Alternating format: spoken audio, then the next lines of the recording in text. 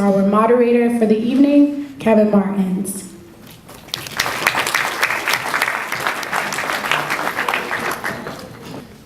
Good evening, everybody. My name is Kevin Martins, as Tyreen mentioned. I'm a graduate of the University of Rhode Island in 2007. I finished with my Bachelor's of Science in Business Administration. Went on to grad school and finished in 2010 with my MBA, and I'm currently the Student Conduct Coordinator for Office of Student Life through Housing and Residential Life. Also, I'm a member of the Alumni Color Network, the reason why you guys are here tonight. Briefly, we're going to have each of the panelists introduce themselves. Hi everyone, my name is Michelle Rosa. My major in college was Human Development and Family Studies with a minor in Leadership Studies. Good evening, folks. My name is Kiwe Husband. I am a graduate of the African and African American Studies Department, class of 2000. Hi, my name is Melody Bartholomew. I graduated in 2009, and I was a biology and psychology major. My name is Kervin Jean Lewis. I was a mechanical engineering major at the University of Rhode Island, graduated 2011. Hi everyone, my name is Michelle Fonts Barrows, and I majored in my undergraduate degree in communication studies. I'm not going to say the year, okay? And then I just graduated in 2011 with a master's degree in adult education. What was it that influenced your decision to attend graduate school as opposed to entering the workforce, or vice versa? When I graduated, I decided I wanted to go into the workforce because I was torn between preparing to apply for medical school or trying to get my master's. So I started working at Rhode Island Hospital doing research, and then I bounced around to women and infants, where I also work now, and I was debating whether I wanted to get my master's in public health or get my MBA with the healthcare administration concentration. So I thought that working in a hospital with doctors and kind of getting a feel for the different specialties, I would get a good idea of what I wanted to do. For me, I went straight into the workforce as well. I didn't pursue a master's immediately after graduation, although it's something that I've considered probably in recent months even. I chose to go directly into the workforce because I was exhausted. I was tired. I was tired of doing schoolwork, and my activities on campus left me mentally exhausted as well. Yeah, so my GPA wasn't high. No, it's true. So I went into the workforce. First off, I started in hexagonometrology, not too far from here in North Kingstown. Worked there for 3.5 months, then received another job offer for Coca-Cola. And now I'm a maintenance supervisor, and I handle 20 mechanics and 4 electricians. My name is Seikon Bian, and I graduated from URI in 2005 with a major in psychology and a minor in business administration. And I am now a practicing attorney. I'm licensed in Rhode Island and Massachusetts. After graduating from URI, I ended up going to Northeastern University School of Law. And obviously, well, in order to become a lawyer, you would have to go to law school. And for me, that was the only option. And I always knew that I wanted to become a lawyer. And so I just decided to go straight into law school after I graduated from undergrad. As far as grad school is concerned, I didn't go to school right away.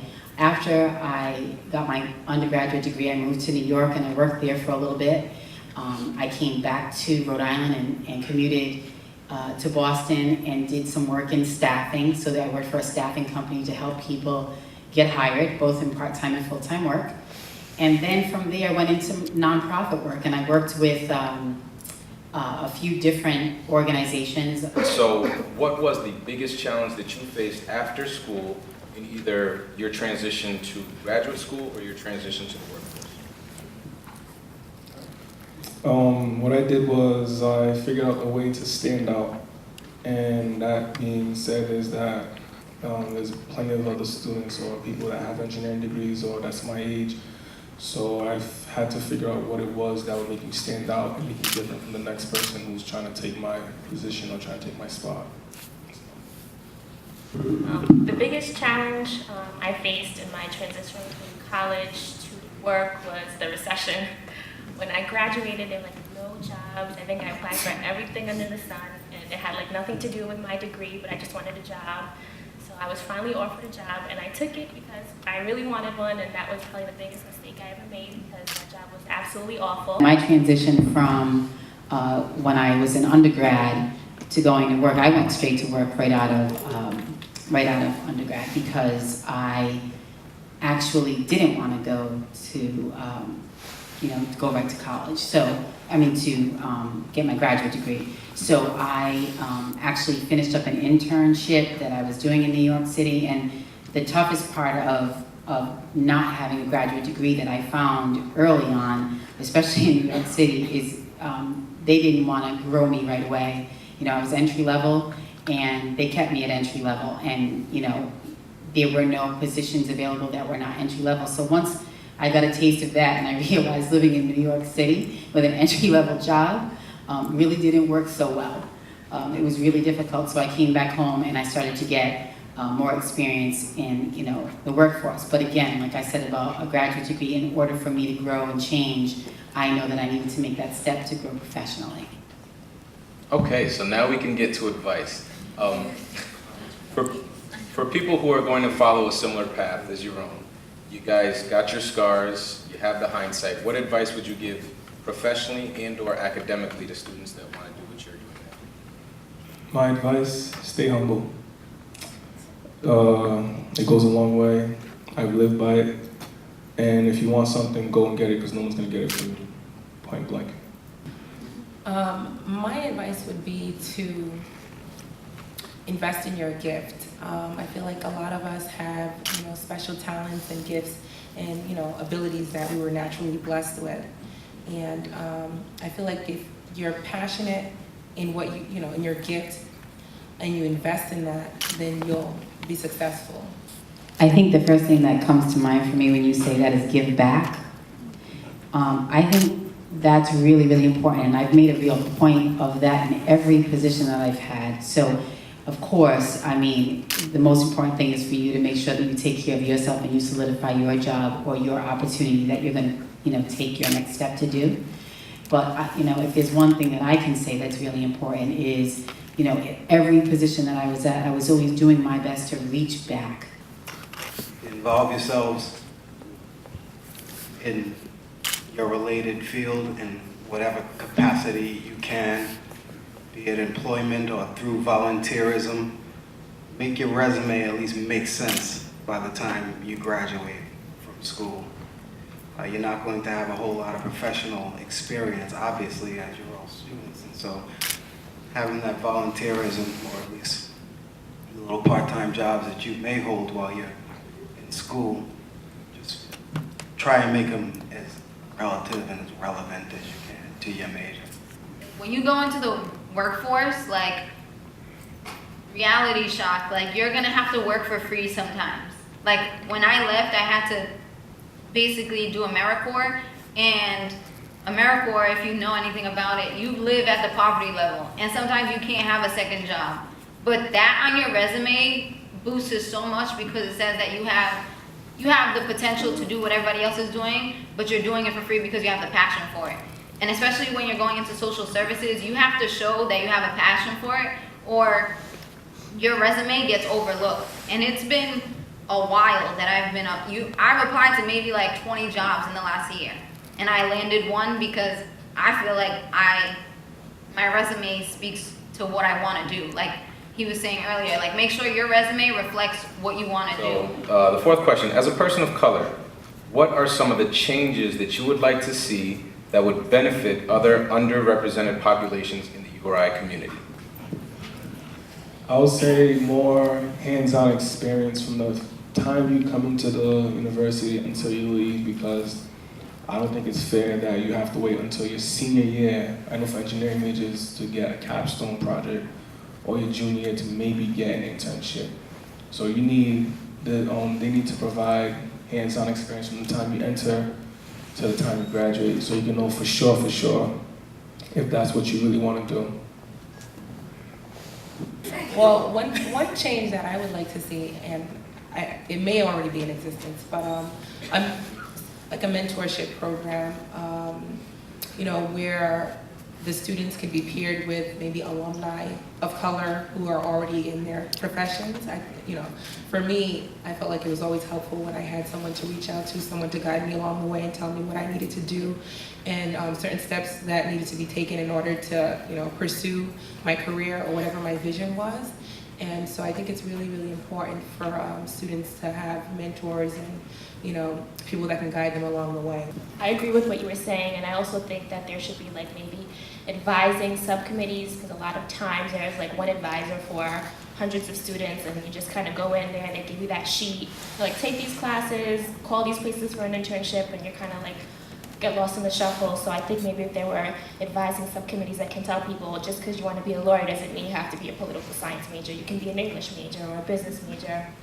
I think a lot of people would end up having a better experience for undergrad here at URI, and they would know what they wanted to do and have the experiences to take from there. Some of the things I'd like to see happen in the URI community is just for all of us in departments, in organizations, to do more outreach, not only to underrepresented groups. I mean, we've got to do it for all of our URI community, but I do feel like there are faculty and staff that are here on our campus that are underutilized. And I know for sure that there are some faculty, staff that would be interested in really assisting and helping out underrepresented groups but don't know how. And I think that we're moving in that direction. I'm hoping that most of you know that we are in the process of hiring a chief diversity officer for the university. I hope you've heard about that. That's big, big news for our campus. And hopefully by the summertime, that person will be in that office and be helping specifically to work with underrepresented groups and help us to work collaboratively for some unity and diversity to be recognized at the university at a bigger level. So I think that we're coming into a time that the university is really paying attention to multiculturalism and unity and diversity on this campus. Harpo Michelle said they need more black people. They need more people of color in general, in the student body, in the faculty, and in the administration. I tell you, if it wasn't for the faculty of color that I had the pleasure of working with, Dr. Hamilton and Dr. Katidi, and for a while, Dr. Joseph, and the staff of talent development, Gerald Williams and Ed Givens and others. If it wasn't for folks in the administration like Abu Bakr, who just saw walk through the door, and others that I could identify with, I would have been on the first thing smoking back to South Providence the first week I got here. The change I want to see is what I plan to be a part of, and a few other people in the room plan to be a part of, which is the Relay Project. And I think that's crucial for students who are like myself, who you walk onto campus here automatically overwhelmed. And I know a few people in the room, you came in with 5 friends or 6 friends, and some of those friends aren't here come sophomore year, junior year. So I just want to see that students take advantage of opportunities that are theirs, and that they feel like they have a right to internships, to career services, to AEC, to the Writing Center, and there's no shame in going to get this help. It's free. When you go into the real world, it's not free anymore. You have to pay people for that. So I just want to see students see that students know that they deserve these opportunities, and they will get these opportunities. Because like he said, there's not many people of color on campus. They're gonna look to fill that seat. And in a good way or bad way, I see that as an opportunity for you to grow. And once you get in there, make the changes that you see fit. Here we go. You see fit. But that's the change I would like to see, and I'm definitely looking forward to being a part of that change on campus.